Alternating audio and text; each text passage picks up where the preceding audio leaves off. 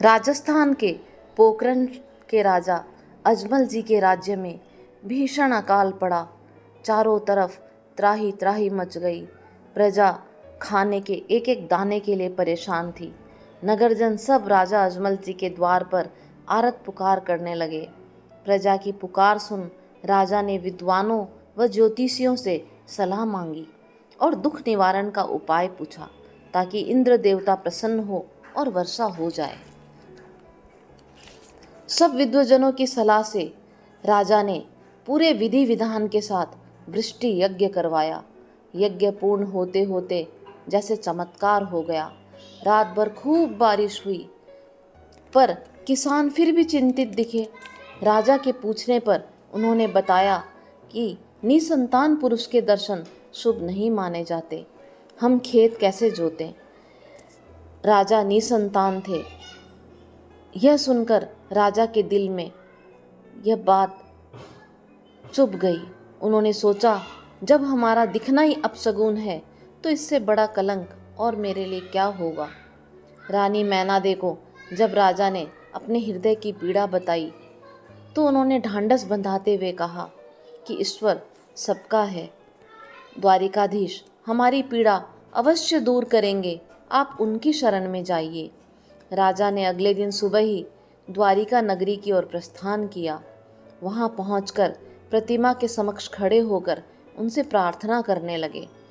घंटों प्रार्थना करने के बाद भी जब मूर्ति की तरफ से कोई उत्तर नहीं मिला तो उनके धैर्य का बांध टूट गया। राजा निराश हो गए। अंदर से दुखी और मन में क्रोध भरे राजा ने थाल में से एक लड्डू उठाया और खींचकर प्रतिमा के ललाट पर दे मारा। बड़े ही गुस्से में भरकर वे द्वारिकाधीश की मूर्ति को कहने लगे कि मेरी पत्नी रानी मैनादे ने आपका झूठा बखान किया था, आप तक किसी की आवाज़ नहीं पहुंचती। राजा की गुस्से से भरी आवाज़ सुनकर मुख्य पुजारी वहां पहुंच गए और उन्होंने कहा कि शांत हो जाइए, महीपति भगवान यहाँ नहीं रहते, वे तो क्षीर सागर में निवास करते हैं, भक्तजनों को वहीं दर्शन देते हैं, यहाँ तो सिर्फ उनकी मूर्ति है। पुजारी की बातें सुन राजा अजमल जी गंभीर हो गए और भगवान से मिलने का प्रण ले लिया। पुजारी के कहे अनुसार बड़े ही श्रद्धा व विश्वास के साथ वे द्वारिका के दरिया में कूद गए। कहा जाता है कि विश्वास के बल पर ही फल मिलता है। पुजारी ने जब देखा तो वो बुरी तरह से डर गया, क्योंकि उन्हें लगा कि मैंने राजा को दरिया में कूदने के लिए कह दिया, अब मुझे पकड़कर फांसी दे दी जाएगी। पूरे द्वारिका में यह बात फैल गई कि राजपुताने के राजा सागर में कूद गए। दूसरी तरफ राजा सागर में अलौकिक सौंदर्य का आनंद ले रहे थे। अलौकिक छटाएं देखकर वे अपने आप को संभालने में असमर्थ हो रहे थे। प्रभु के समक्ष पहुंच उन्होंने चरण पकड़ लिए। नेत्रों से प्रेम की अश्रुधारा बहने लगी। प्रभु ने उठाकर उन्हें गले लगा लिया। राजा की नज़रें प्रभु के ललाट पर ठहर गई। माथे पर चोट का निशान था और पट्टी बंधी हुई थी।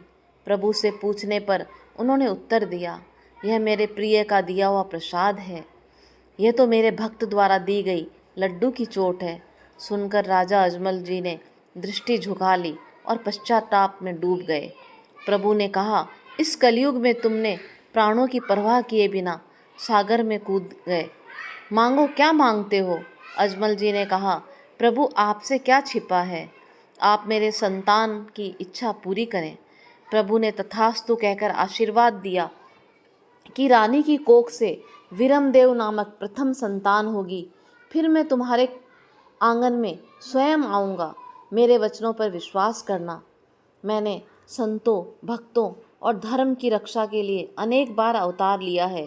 इस बार मानव धर्म की रक्षा के लिए मैं अवतरित होकर तुम्हारे आंगन में लीला करूँगा। प्रभु के वचन सुनकर राजा अजमल जी के नेत्रों से अश्रुधारा बह चली। उन्होंने प्रभु से पूछा, आपके आगमन को मैं कैसे पहचानूंगा। द्वारिकाधीश ने कहा, पहले वीरम, फिर हम स्वयं आएंगे। मेरे आगमन की पहचान तुम्हें इस प्रकार होगी, तुम्हारे आंगन में कुमकुम के पद चिन्ह होंगे और सारे जल के पात्र दूध से सराबोर हो जाएंगे। प्रभु कृपा से जल्दी वीरमदेव जी का जन्म हुआ और उसके 6 महीने के पश्चात संवत 1409 भादो शुक्ल की दूज तिथि को रामदेव जी पोखरण में अवतरित हुए। आंगन में कुमकुम पद व जल पात्र दूध से सराबोर हो गए। इस तरह से रामदेव जी ने अपना अवतार लिया। अपने सेवक गरुड़ को लीला दिखाने घोड़े के रूप में पुकारा और वे कपड़े के घोड़े में प्रविष्ट होकर लीला घोड़ा नाम से विख्यात हुए। तो दोस्तों, ये थी कहानी रामदेव जी के अवतार लेने की, कि उन्होंने पृथ्वी पर अवतार क्यों लिया। आगे की कथा जानने के लिए लाइक, फॉलो और सब्सक्राइब अवश्य करें।